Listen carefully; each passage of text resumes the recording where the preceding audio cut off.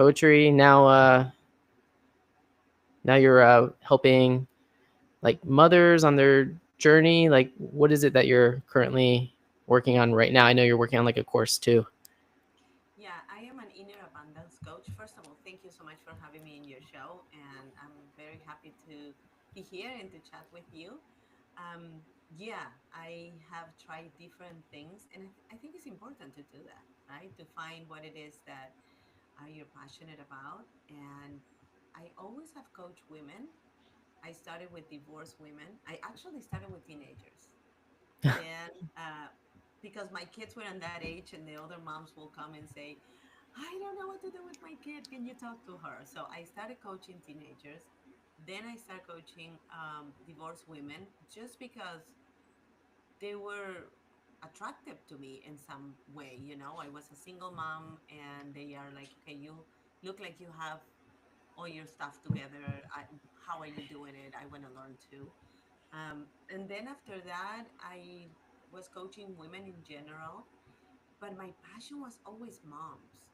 So Hmm. I do have clients that don't have kids, that I'm looking to find their inner abundance, and I work with them. But the majority of my clients are moms that feel stuck, that feel unfulfilled, that feel, they have lost their passion. They remember things they wanted to do when they were in their 20s, and now that they're almost in their 40s, they just don't know what's there for them. So um, I help them come home to themselves. Got it. So it started just by accident because you were a single mom and then you connected with other single moms. How I've come from a divorced family, so I've seen it firsthand. I'm not like a divorced mom, but I've seen how divorce can negatively affect people. What were you talking about with these divorcees in terms of helping them get over essentially a loss of a relationship? Because it's like a whole new chapter in a book that you have to essentially find who you are and rebuild your entire life. Yes and no.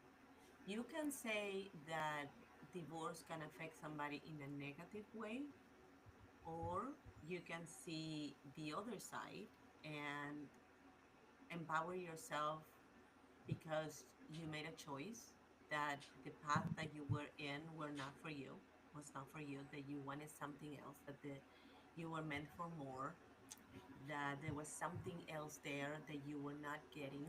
So you had the courage to say, this is not for me, and I want something else. So I think it's how you see life. You Mm-hmm. can focus on the negative of every situation and feel that everything happened to you, or you can just take a step back and really own your responsibility, because I think we all have responsibility, even if it's a 1% in every situation we encounter. Um, and then decide, you know what? I am gonna try to see the bright side of this. I'm going to see what didn't work. I'm going to learn from those lessons, and I'm going to be open to whatever life is trying to teach me at this moment. And that's what the inner abundance is, is finding out that you are already enough, that everything that you need to be happy and successful, and I'm not talking about money, I'm talking about your inner abundance, is already within you.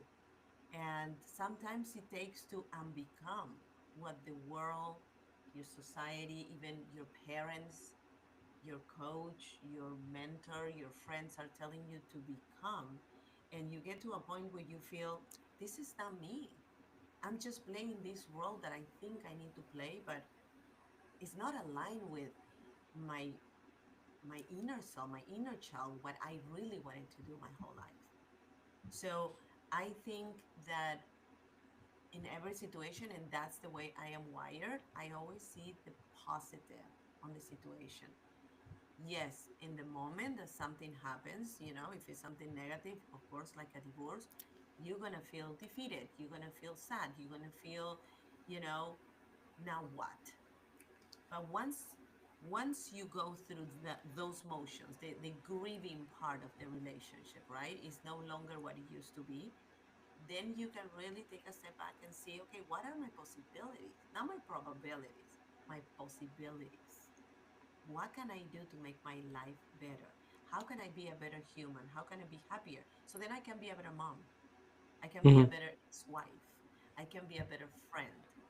And that takes a shift.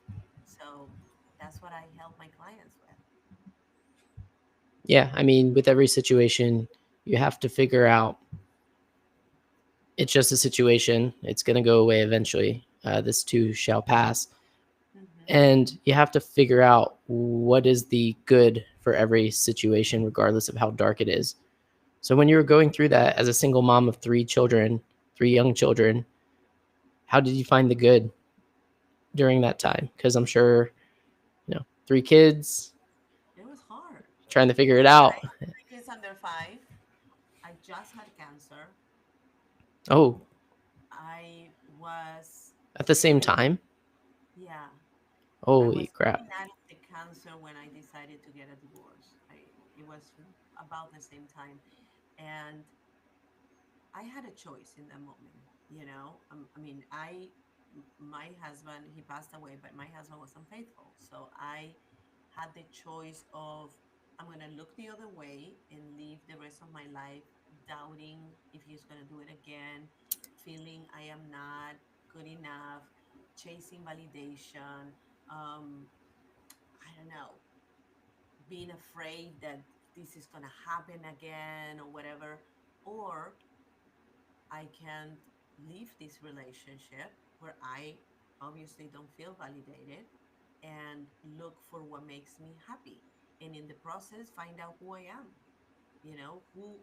Who is Claudia? What Claudia wants. I think that the main thing about my divorce was that um, him and I made a very clear decision that the kids were a priority.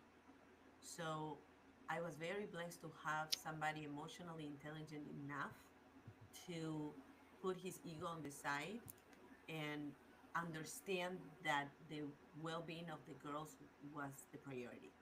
So there was no bad mouthing, there was not arguing in front of them. Of course, we had disagreements, but was never we never use our kids to tell your dad this or tell your mom this or your dad is this or you don't have this because he didn't pay child support. I mean, we never went through those things that a Hmm. lot of divorcees go through. I actually has one of my clients now that is going through that. And what I'm trying to teach her and give her tools for is to become neutral. It's not indifferent, it's neutral. You are not going to buy or accept a gift that you don't want. Hmm. So if this person comes with anger, if this person comes with, you know, negative or low energy towards you, you just say, okay, that's how you feel. I'm sorry you feel that way. And it's not easy. I'm not saying it's easy, but it's possible. And it takes a shift. It takes a process. Doesn't happen overnight. But I know it's possible because I was able to do it. So I'm no Hmm. special. If I was able to do it, other moms can do it. And I have very successful clients that have a very civilized relationship with their ex partner, and they have put the kids as a priority. Yeah, my situation was definitely not like that. It was it would be like, I remember there was like a school field trip, and like the suggested like spending money for like lunch was like $20, and I asked my mom for $20, and she's like, why don't you ask your dad? So I called my dad. I go, hey dad, I'm going on a field trip. My mom said to call you and ask you for money. And then he's like, well, I send her this much money every single month. Why can't she use that? And then my mom's like, it doesn't pay for everything. And And I'm suddenly just you like, are in the middle of it, right? oh, And I was always in the middle. your job wasn't that. Your job was to be a kid. And that's the sad part of it, that sometimes we allowed our ego to get in the mix. So we want to be right. It's more important to be right than to be happy. So I am going to prove to my kid that I'm a better parent by doing A, B, and C. What is the end result? You are raising a kid with trauma. You are raising a kid that one day he's going to be an adult and he's going to carry on all those beliefs. Is going to probably think that women lie or spend money on things that they should not spend, and men don't care about their kids and they have do-overs with other families. I mean, whatever the situation is, right? Because Hmm. that's what you're witnessing. You collect evidence to that belief. So, of course, it's true. Yeah, you definitely have to rewire your thinking. So Hmm. essentially, I just like reversed everything. I'm just like, everything they told me to do, I'm going to do the opposite. I'm going to see what happens because I didn't like the situation that they're in. I'm like, why would I listen to them? Their Right. situation doesn't seem very good. They're yelling over $20 here, this here. I'm like, looking back at it, I'm like, that's so silly. Right. So I silly to think yell about. that's where she had to hold on to, right? There was an underlying anger towards him. So how can I get back to him? Okay, I'm gonna make my kid hate him because I'm so angry at him.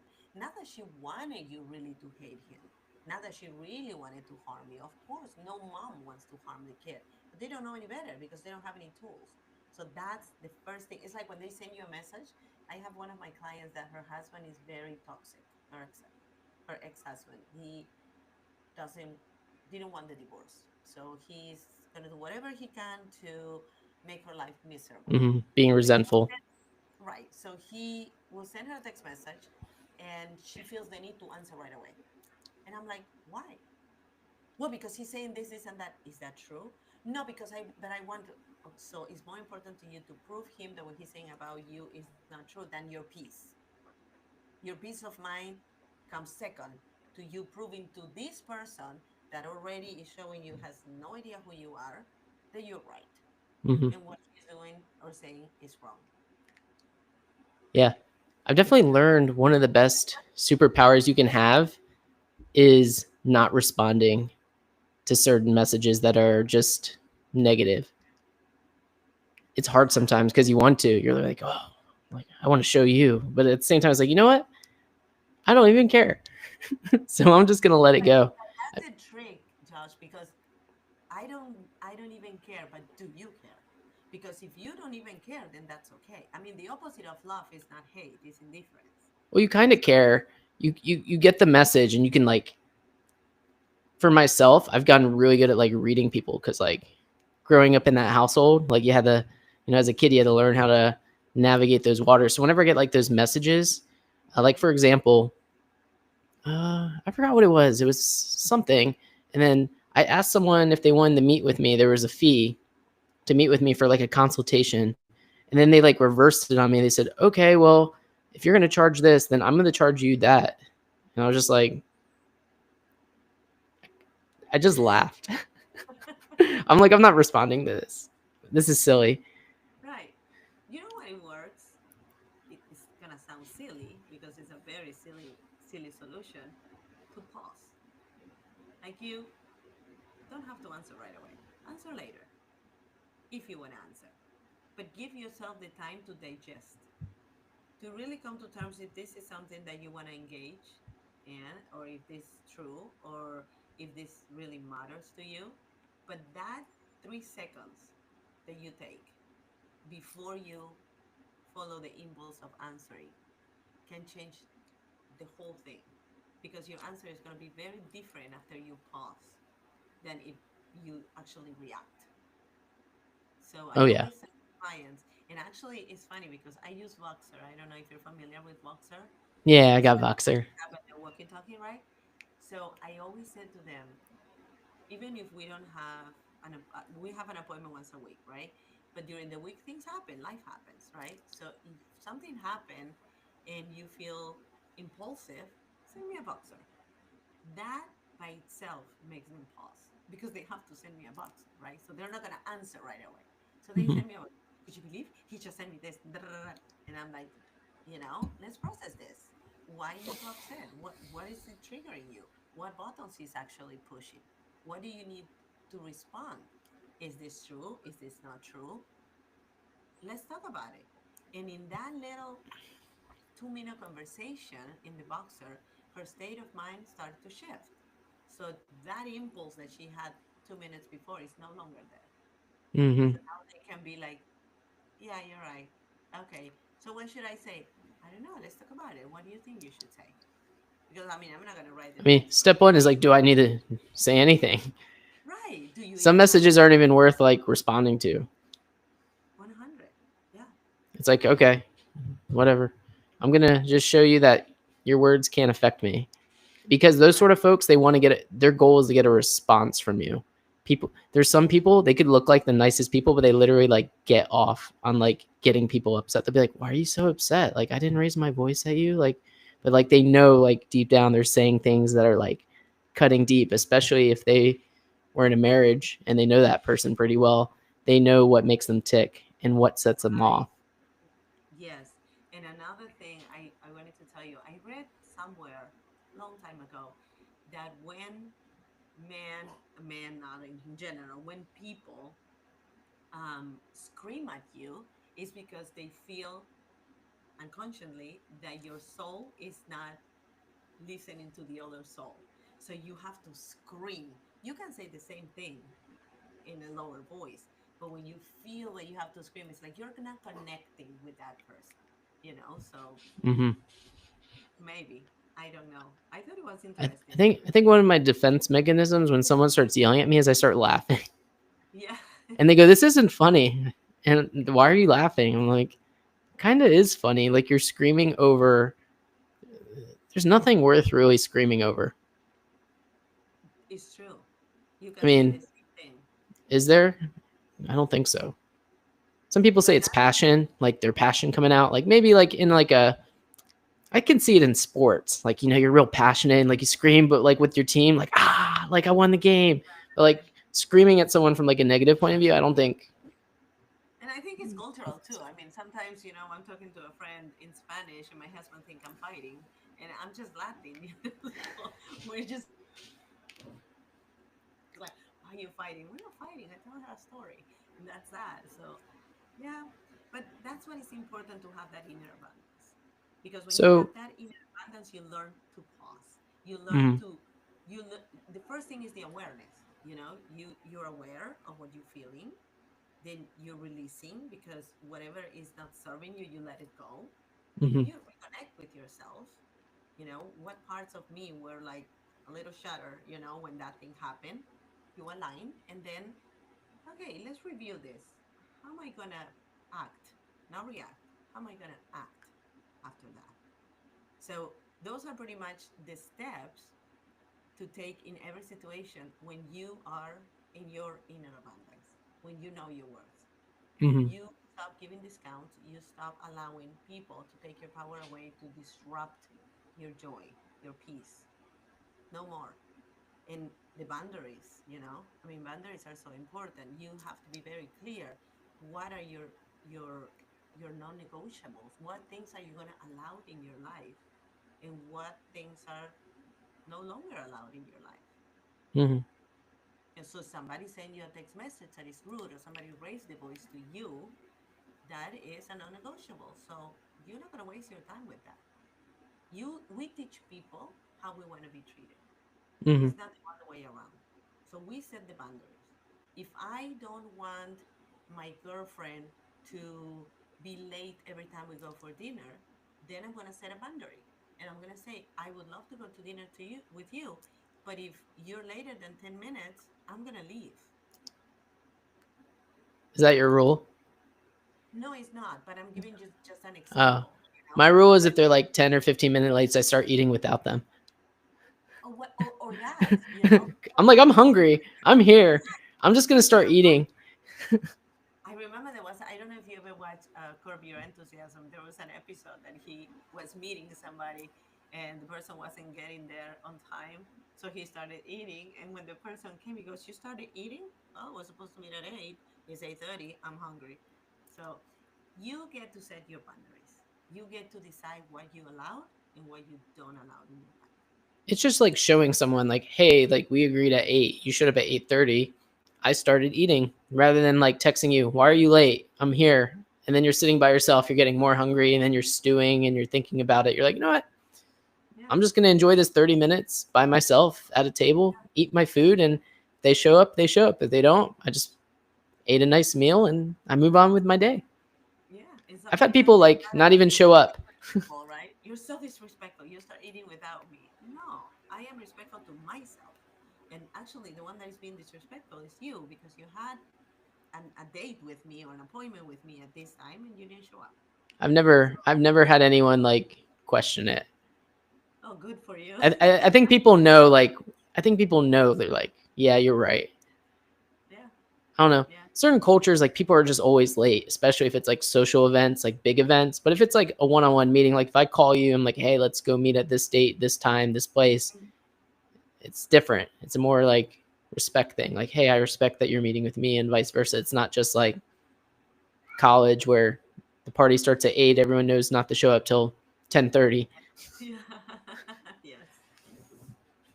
Yes. So something I'd be interested to learn about from your perspective is a lot of people's past becomes their identity in the present, and a lot of people carry that baggage with them. So working with divorced mothers, like you could see like, divorced moms hanging with divorced moms and like bad mouthing like their exes, like kind of having like a soapbox with the women that you're working with of divorce. How do you help them break out of that? Because being a divorced woman doesn't like define who you are as a person.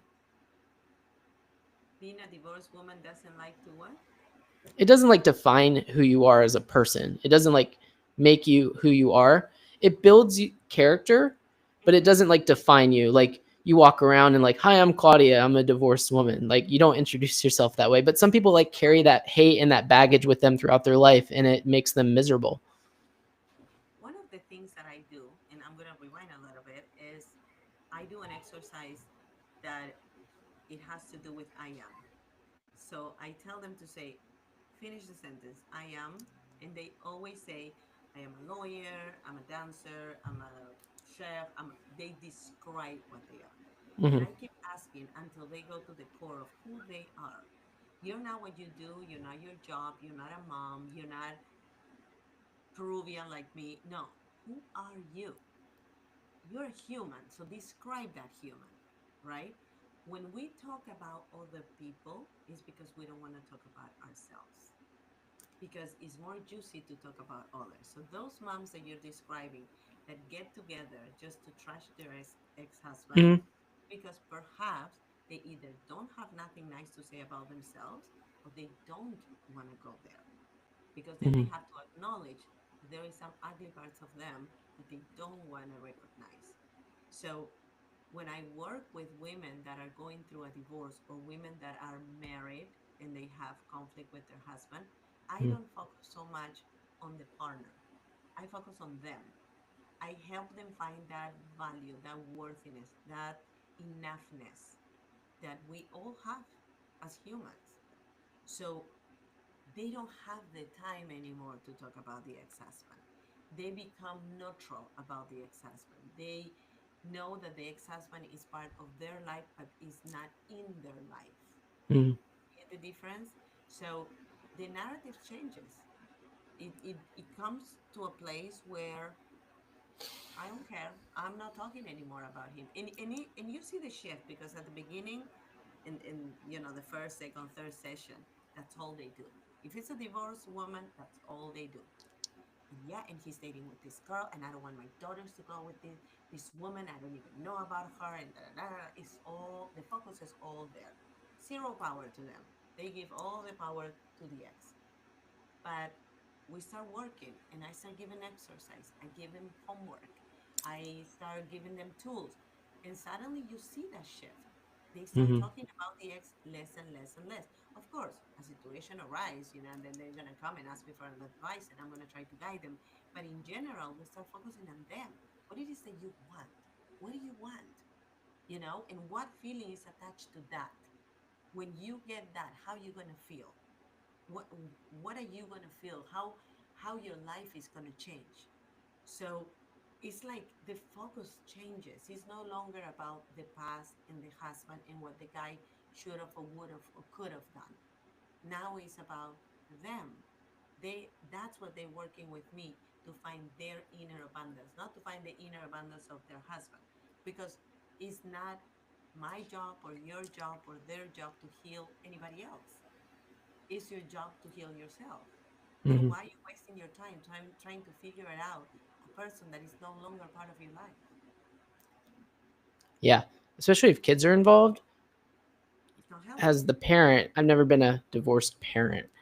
Uh, Hmm. However, the parents then have choices, and what someone who may be going through a hurtful time doesn't understand in the present in that moment is that like kids are really smart. They're gonna like remember, and they're eventually gonna like either, you know, it's gonna work out well and they're gonna have a healthy relationship, or kids are gonna start to pull away if you start doing shady things that are disrespectful to them because there's just some innate thing that like kids like it like goes off in your brain. You're like, this isn't. I don't think this is normal, but you don't That's how know. humans It's are. like normal because you're seeing it, but like you're not like talking about it at school. It's not like you're going around the playground and be like, oh, like my parents yelled at each other today or anything like that. But like kids are really smart, so it's important. I mean, divorce is mostly like you get attorneys and they're like, how do we divide up the assets? I Hmm. had a thought maybe they would be. I don't know if they have this conversation, but like, hey, like you have to date someone for how long before you introduce them to the kids and like things like that. But I mean, I don't think people think about that sometimes because the kids are I the most write a important book. thing. I write children's books, and one of the Oh, in nice. my How many?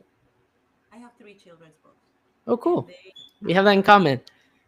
hmm? We have that in common. I will leave it in the comment. There is it's a series of book called Valentina and her white elephant. Hmm. And the white elephant is a stuffed animal that Valentina has and becomes an imaginary friend. And she talks to Lucy, the elephant, about difficult subjects like divorce, like grief, like secrets, like bullying, different subjects, right? And one of the books is All Families Are Not the Same. And it talks about the parents of Valentina getting a divorce and how she navigates through the divorce. I don't remember my mom sitting me down and saying, you know what, your dad and I are going to separate because whatever. Didn't. It was, we're moving. Why? Because we are. Pack your stuff. Where is that? I don't know. And then the bad mouthing happened.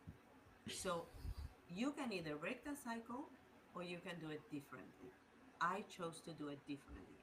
And I was lucky enough to have an ex partner that was willing to work with me in that process with the girls. So, because I work with so many moms and a lot of them are divorced, I saw a lot of trauma in those kids, Hmm. and I'm like, did you talk to your daughter? Did you talk to your son? No, because as an adult, we are so involved in that process and we're hurt and we're angry and we're going through all the grieving stages of losing that relationship that we don't even think we have to sit down and talk to the kid. And the kid is like hanging, right? Some kids feel abandoned. Some kids feel it's their fault. Some kid some kids think if I would do something different, maybe they will go back together. You know, because nobody really sit down and said, this is just not working anymore. And what I did with my kids, because my kids were pretty small, when they asked me why you and dad are not together anymore, I said, your dad and I have different dreams. That's what I said to them. They were little. They didn't need to know anything else. So they were like, oh, yeah, I have different dreams than him. So he wants to do different things and I want to do different things. And when you love somebody, you want that person to be happy. So I love your dad and I want him to be happy. So I'm going to let him do what he wants to do. And he wants the same for me. And for a period of time, that was enough information for them. My kids were 11 months old, 3 years old, and 5 years old. They were very little. So for me, it was more important to keep it clean and nice. They didn't have to be involved in the ugliness of the divorce. So I protected them. And he did the same thing. And it worked. My kids, you ask them now, they are 28, 29, and 32, and they will say to you, we had an amazing childhood and we got to have two houses. Okay, it's all good. But that's your job as a parent. Don't be selfish. Don't put yourself first. This kid has no fault in this situation. This is a choice you made, or maybe you were forced to make, whatever the situation is, because there's a lot of situations, right? But at the end of the day, why the kid has to pay for it? Our job is to protect them and to love them and to give them security and consistency. So let's do that. Yeah, I mean, if it was only that easy, did you just get lucky with the situation, you think? I don't know if lucky is the word. I mean, I walk to a room and my husband was with a girl, so I don't know if that is lucky, but I after I cry and I was sad and I was depressed because I'm not made of wood, of course I had emotions and made the decision that I wanted no part in this marriage anymore because I couldn't trust this person no longer. Um, I start asking for help and I start going to the library and reading books and learning how to navigate this and how to help myself so I don't harvest negative feelings towards somebody that messed up big time, but also where is my responsibility on that? And you would think, what do you mean? You walk into the room, but I don't think that happened overnight. Although I Hmm. had a beautiful relationship and a beautiful family and a beautiful marriage in my eyes, I probably didn't see some red flags, Hmm. right?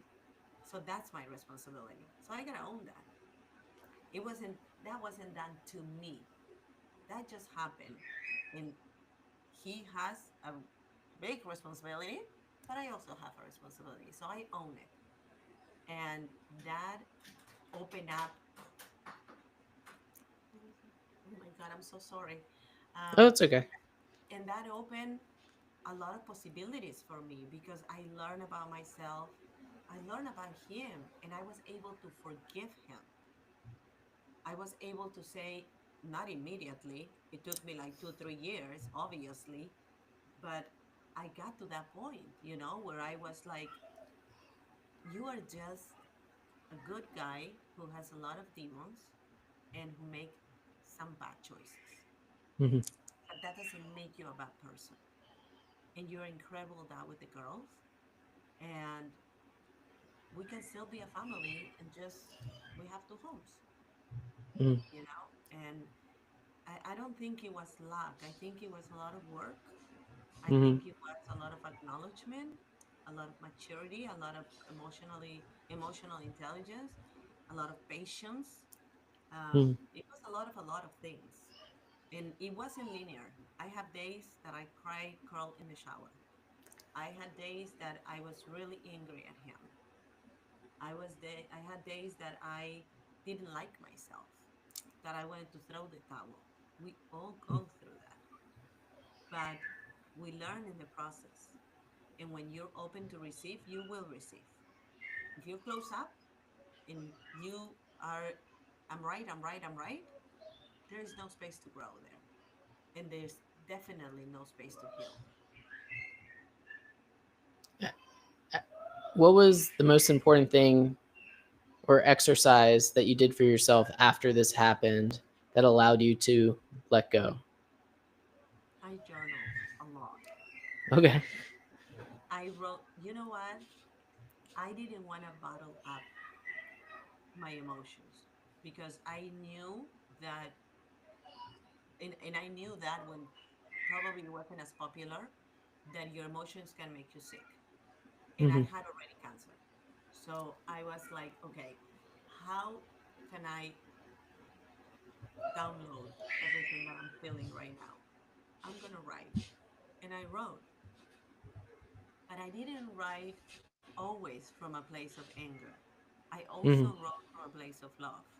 I wrote from a place of feeling defeated and vulnerable and sad and joyful. So I will not only write, about him and what had happened. I also write about my everyday, the good things during the day. So that helped. Hmm. And then after that happened, is that when you went to Vegas? Like, didn't you like do some sort of show? Was that after the fact? He, I was his manager. He was an entertainer, so we were living in Las Vegas. Oh, okay. Yeah, we were living in Las Vegas. So I was an actress first.